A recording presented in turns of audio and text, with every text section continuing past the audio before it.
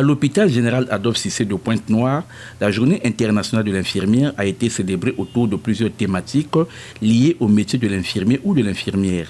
Dans son mot de bienvenue, la directrice des soins infirmiers a déclaré que le 12 mai a été célébré pour la première fois en 1965 dans le but d'améliorer le travail des infirmiers.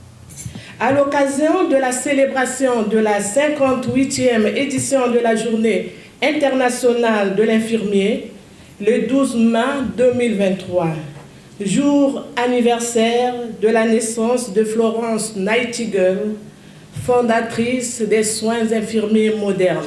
Cette journée a été célébrée pour la première fois par le Conseil international des infirmiers, en sigle CII, en 1965.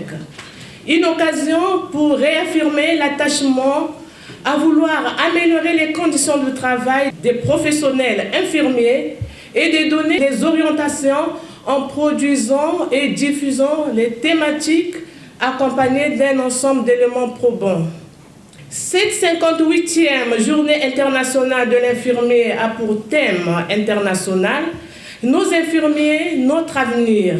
Cet avenir dépend de la capacité de l'infirmier de faire entendre sa voix et d'être non seulement en première ligne des soins, mais aussi en première ligne du changement. Prenant la parole au cours de cette journée, le docteur Lambert Chakirou, directeur général de l'hôpital Adolphe Cissé, a dit que cette journée permet de mettre en évidence le travail réalisé par les infirmiers. Cette journée à ACC a mis un accent tout à fait particulier sur la relation infirmière-infirmier et qualité des soins et des services. En effet, la qualité des soins est la capacité de répondre aux besoins implicites et explicites des patients, selon les connaissances professionnelles du moment et en fonction des ressources disponibles. Le concept même de qualité des soins, du point de vue de Pierre-Éric Langlois, comprend les dimensions pertinence, l'efficacité et l'efficience.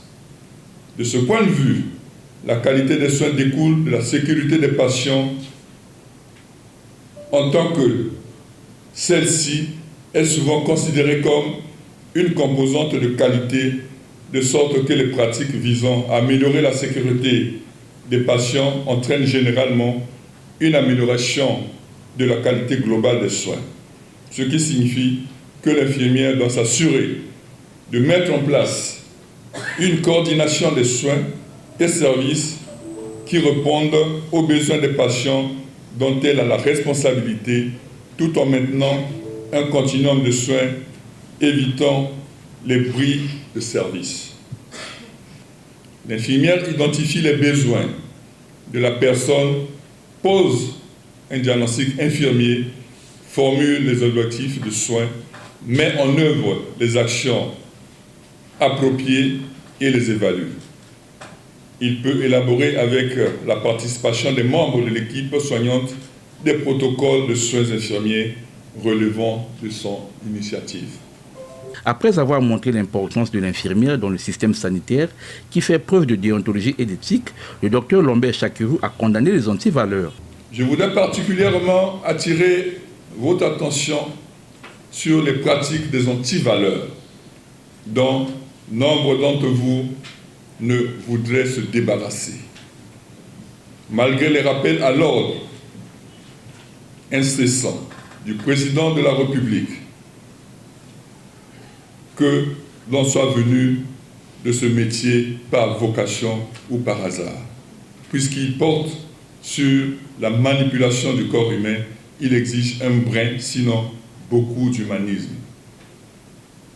Parce qu'on sait d'avance que ce métier est contraignant. On travaille de nuit. Les horaires coïncident mal avec une vie de famille. De la même manière, la charge administrative est importante et la responsabilité est très grande. Mais c'est aussi un métier physique. La fatigue psychologique et physique guette toujours les infirmiers. Pour son entourage, l'infirmière est le collègue fiable. Lorsque l'infirmière fait bien son métier et jouit d'une bonne probité morale, elle rassure et met en évidence le médecin traitant, le malade et le garde-malade.